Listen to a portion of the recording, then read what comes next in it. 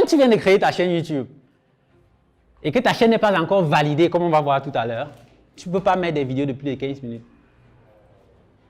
Le maximum que tu puisses mettre, c'est 15 minutes. Il va falloir vérifier, valider ta chaîne pour mettre des vidéos de plus de 15 minutes. Maintenant, la pertinence de ta vidéo ou alors comment dire, le référencement de ta vidéo, ça dépend maintenant aussi de la durée. Parce qu'il y a des gens, en fonction des domaines, hein, quand ils vont là, ils regardent, ils voient la vidéo, c'est 25 minutes. Ils défilent encore. Ils cherchent une vidéo du même thème qui peut être de 5 minutes. Parce que lui, il n'est pas là pour regarder, pour voir ta face pendant 25 minutes. Vous traitez du même thème, et lui, il a fait sa vidéo en 5 minutes. Toi, tu as fait ta vidéo en 25 minutes. Je crois que la sienne pourra avoir plus.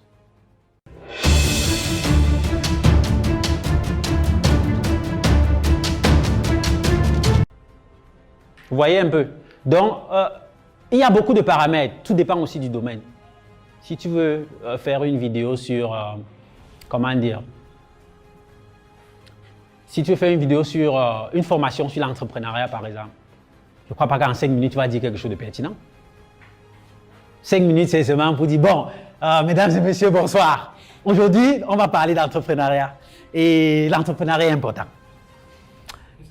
C'est très important. Il faut entreprendre, il faut chercher l'argent. Quand tu as dit ça, 5 minutes sont passées. Mais tu ne peux pas développer un pan, surtout dans les domaines qui demandent vraiment de la matière intellectuelle. Tu vas voir que, c'est pour ça que tu vas voir que les vidéos d'amusement, les comédies, c'est souvent des petites vidéos. 2 minutes, 3 minutes. Il a fait son petit show là, tout le monde rit, c'est parti. Mais lorsqu'il faut développer une substance intellectuelle, là les vidéos sont plus importantes en termes de durée.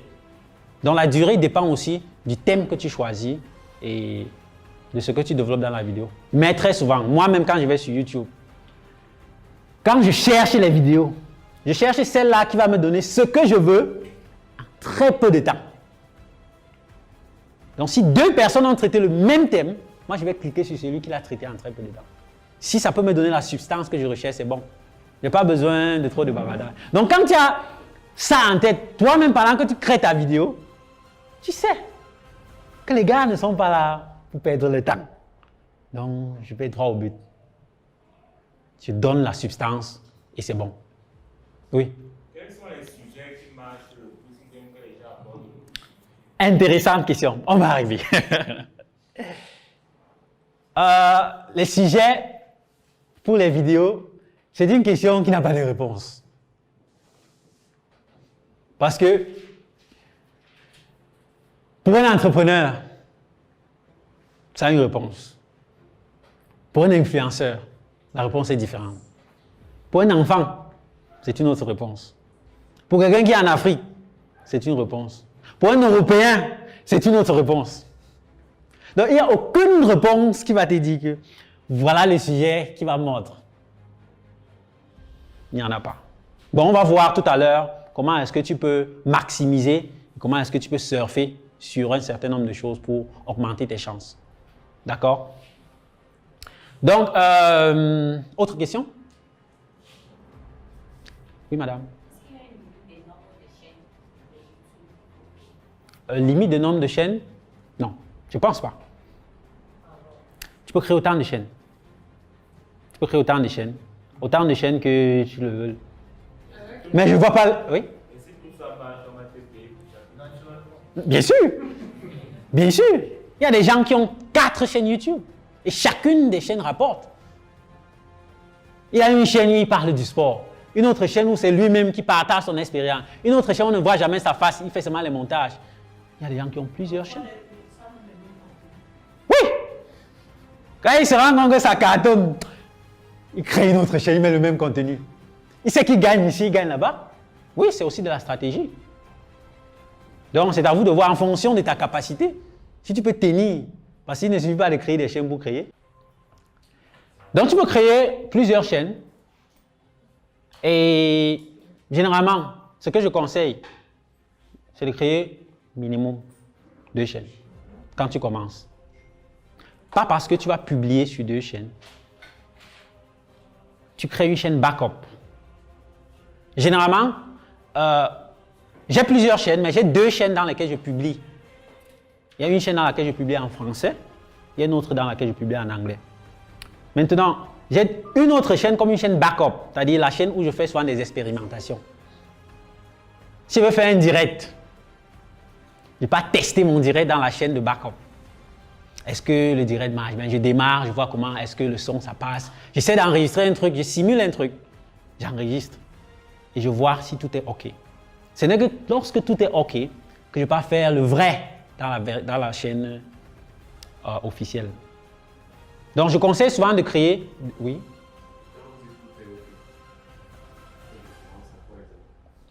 Le son. Est-ce que le direct passe?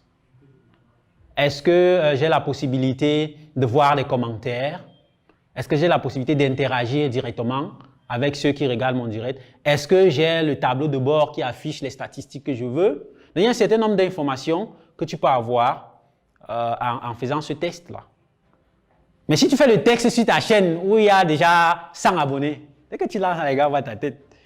Mais, alors que ce n'est pas ce que tu voulais juste voir si tout est. Par exemple, si je fais un direct à 20 h, je fais un petit test le matin à 6 h, mais je ne fais pas le test dans la chaîne. Je fais le test dans la chaîne backup. Parfois, si tu veux expérimenter des choses, tu utilises ta chaîne backup. Parce que tu ne peux pas faire un texte sur ta chaîne officielle, sachant que dès que tu as uploadé la vidéo, dès que tu as publié, les gens peuvent voir. Donc c'est pour ça que je conseille d'avoir une chaîne backup.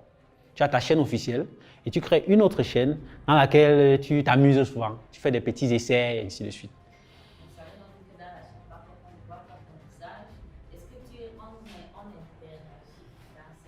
Dans la chaîne backup, ça peut être une chaîne privée. Parce qu'il y a plusieurs types de chaînes. C'est-à-dire une chaîne où personne n'a accès. Soit c'est seulement toi avec 2, 3 amis. Tu te dis que bon les gars, je vais faire un direct le soir. Faisons un petit texte. Connectez-vous là, je lance le direct. Ils se connectent, tu lances. Est-ce que vous me voyez bien? C'est bon. Est-ce que vous m'écoutez bien? C'est bon. Faites un message, ils font, tu vois le message. Tu essaies de répondre, ça passe. Ça veut dire que tu as testé ces petits détails-là. Lorsque tu lances le vrai direct, tout est OK. C'est ça que j'appelle la chaîne texte, la chaîne backup. Donc c'est important. Même lorsque tu veux publier des vidéos, parfois tu publies une vidéo, il y a un problème. Maintenant, si tu as une chaîne backup, tu peux aller tester ta publication là-bas. Et quand c'est bon, tu publies maintenant. Parce qu'une fois que tu as cliqué sur le bouton parti, c'est le monde entier qui va voir. Et si tu n'as pas fait un certain nombre de réglages, ça peut être de la merde. Donc, est-ce qu'il y a d'autres questions? Oui, madame. Est-ce que tu peux commencer à faire également des vidéos avec le green light? Avec le green light.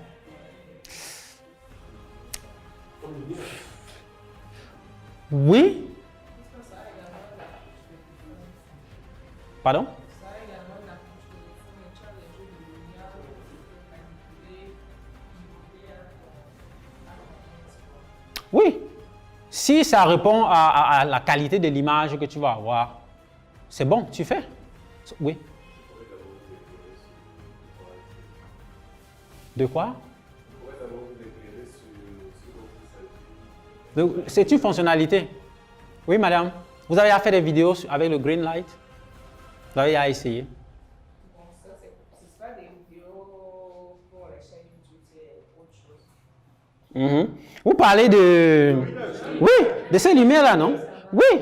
Ça, c'est super bon. Ça, c'est pour... L'éclairage est magnifique puisque ça a 3 éclairages. C'est toi qui manipule. Tu baisses, tu augmentes. Si possible, parce que généralement, à la maison, si ça ne va même pas, je prends même les ampoules électriques qu'on recharge, quand on coupe la lumière, tu allumes, tu branches. C'est top en fait. En fait, l'objectif, c'est quoi? L'objectif, c'est de se rassurer d'avoir autant de lumière sur la cible. Maintenant, en fonction du type de vidéo, parce qu'il y a des vidéos où tu vas voir, on voit seulement le monsieur avec son visage, le background est noir. Ça, c'est peut-être des vidéos où on va faire un débat politique, on va parler des choses sérieuses.